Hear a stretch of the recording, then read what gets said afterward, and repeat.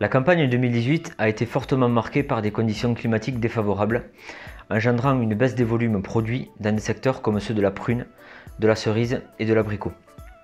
En 2019, les phénomènes d'alternance ont permis d'augmenter les quantités.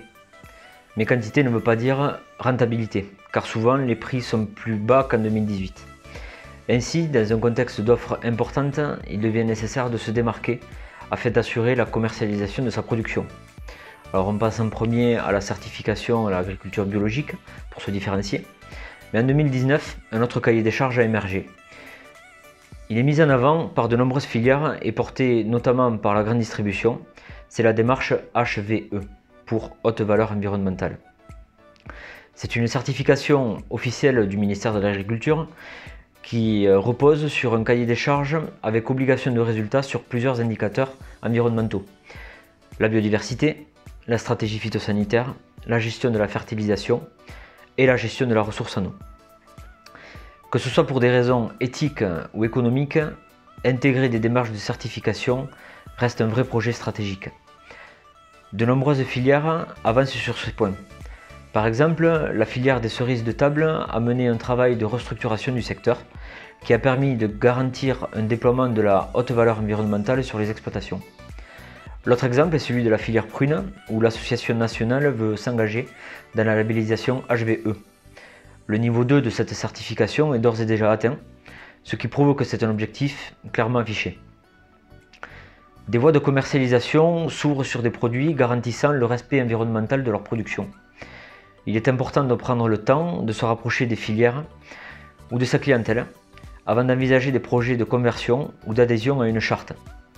Produire autrement peut aussi être une façon de sécuriser sa marge. Les intempéries du printemps de 2018 ont provoqué une baisse des rendements des fruits à noyaux, et en particulier pour les variétés précoces. Par contre, les cours ont été exceptionnels, surtout pour la prune, du fait de l'offre restreinte. Pour le raisin, la hausse du rendement a compensé la baisse du prix. Suivant les variétés exploitées et l'exposition géographique, nous avons observé une forte amplitude du produit arboricole. En 2019, il y a eu globalement des rendements élevés, mais des prix plus bas. Les conditions climatiques changeantes avec du froid en début juin et une canicule au début de l'été ont gêné le développement des fruits. Pour la cerise, la pêche, l'abricot et les prunes, la récolte 2019 est au rendez-vous. Par contre, les fruits sont de petit calibre et pour la prune, un taux de sucre insuffisant qui a retardé la mise en marché. Pour le raisin, le rendement est inférieur à 2018 et le manque de coloration pour le chasselas perturbe sa commercialisation. Hormis la cerise, pour les autres fruits, le prix de vente sont notamment plus faibles qu'en 2018. Le produit total aura encore cette année une grande variabilité entre les exploitations, suivant les espèces et les variétés exploitées. Dans les hypothèses, il peut fluctuer de moins 7% pour la plus pessimiste à plus 9% pour la plus optimiste. En ce qui concerne les charges, le fait qu'il y ait eu moins de fruits récoltés a entraîné une baisse des charges d'emballage, des taxes et surtout en main d'œuvre, ce qui représente une économie de 12% des dépenses. La charge en main d'œuvre représente plus d'un tiers des dépenses de l'exploitation. Quant aux charges fixes, elles ont peu progressé. La baisse des cotisations sociales exploitants a compensé la hausse de l'énergie, des frais d'entretien et du crédit bail. En 2019, l'augmentation des rendements entraîne forcément des coûts supplémentaires en emballage et surtout en main d'œuvre, avec une hausse de plus de 8 à 19% selon les hypothèses de rendement. Les charges fixes sont quant à elles un peu plus élevées. Les progressions plus fortes portent sur l'énergie, les travaux sous-traités et certains frais généraux.